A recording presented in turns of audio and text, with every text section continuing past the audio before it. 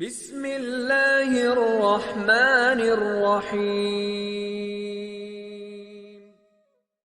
ایک بادشاہ نے کھانچ کے ہیرے اور اصلی ہیرے ایک تھیلی میں ڈال کر اعلان کیا کہ ہے کوئی جوہری جو کھانچ اور اصلی ہیرے الگ کر سکے، مگر شرط یہ تھی کہ کامیاب جوہری کو منہ مانگا انعام اور ناکام کا سر قلم کر دیا جائے گا۔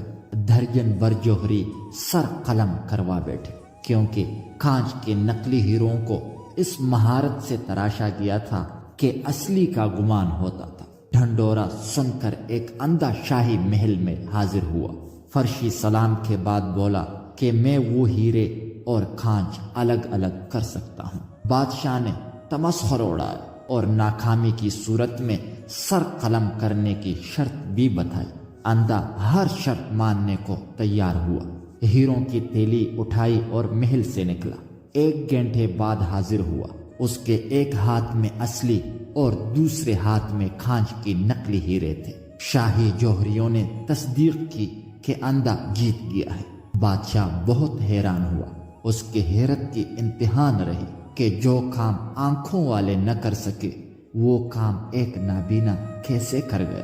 بادشاہ نے اندھے سے دریافت کیا کہ اس نے اصلی اور نقلی کی پہچان کیسے کی۔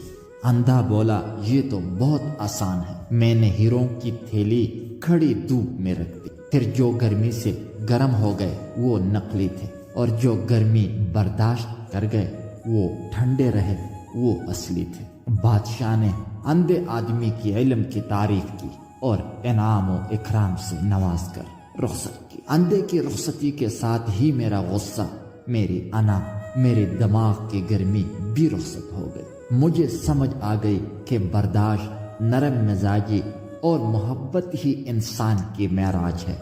جو گرمی حالات کو سہ گیا وہ ہیرا، جو نہ سہ سکا وہ کھانچ۔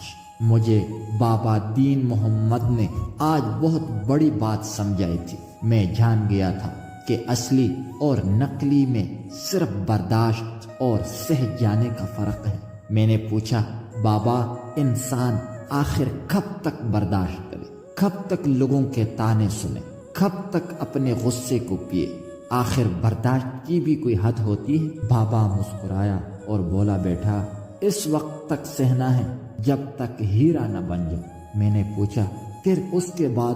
بابا نے کہا، ہیرا بننے کے بعد ہیرے پر کوئی دباؤ، کوئی آگ اور کوئی تپش اثر نہیں کرتی۔ جس طرح چکھنے گڑے پر پانی نہیں ٹکتا، اس طرح اصلی پر کوئی تیر، کوئی نشتر کام نہیں تھا۔ امید کرتا ہوں کہ آج کی یہ ویڈیو آپ کو ضرور پسند آئی ہوگی۔ مزید اس طرح ویڈیوز کے لیے ہمارے چینل کو ضرور سبسکرائب کیجیے گا۔ شکریہ۔ اللہ حافظ۔